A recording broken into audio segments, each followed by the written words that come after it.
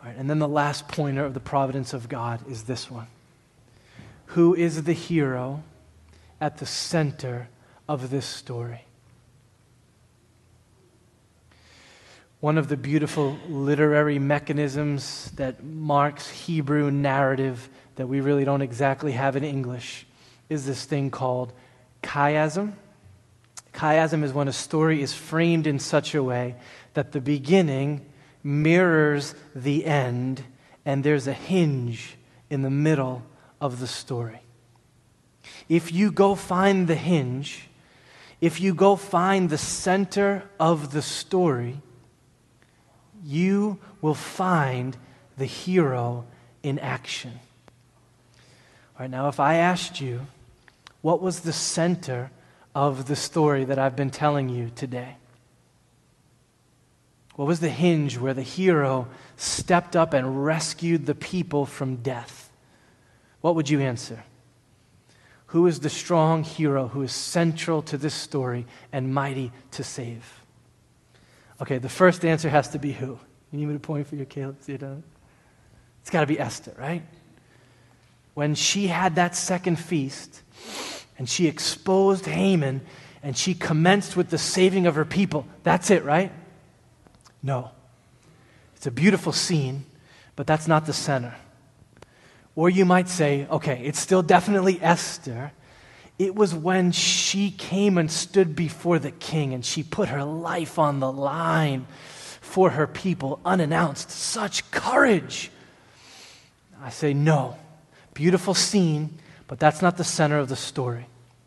Or you might say that it was Mordecai when the man tore his clothes and began mourning and fasting and crying out to God to save the people, and everyone began to pray. That repentance is what turned the story, right? Mordecai is our hero. Beautiful scene. We're going to preach on it. But that's not the center of the story. The book starts with two feasts. There's the big feast for everybody, 6 months. Then the little feast, just for those in the citadel. The book ends with two feasts. On the 14th of Adar, big feast for everybody. On the 15th, smaller feast, just for the people in the citadel. After the first two feasts, things go downhill toward doom. Just before the last two feasts, things go uphill toward salvation. At the center of our story are Esther's two feasts. The one where she said, "Come back tomorrow," and then the one where she exposed Haman. What happens at the center of those two feasts? What's in the middle? In the middle of the story is the king's sleepless night. On that night, the king couldn't sleep, and that changes everything. Who was at work in that seemingly ordinary, insignificant event? See, the storyteller is telling us that it is the same God who was at work from the beginning to the end. I love how the Greek translation of the book of Esther gives us this sentence. Here's how it reads.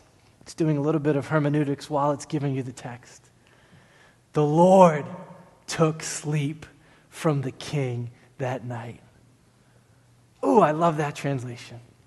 In other words, what? The center of this story, the hero of the story, is our gracious, covenantal, sovereign, providential God. The central reality that everything else swings on is that God works for the good of his people. Without his gracious providence at the middle, there is no salvation. That's the big idea, beautiful, of the book of Esther.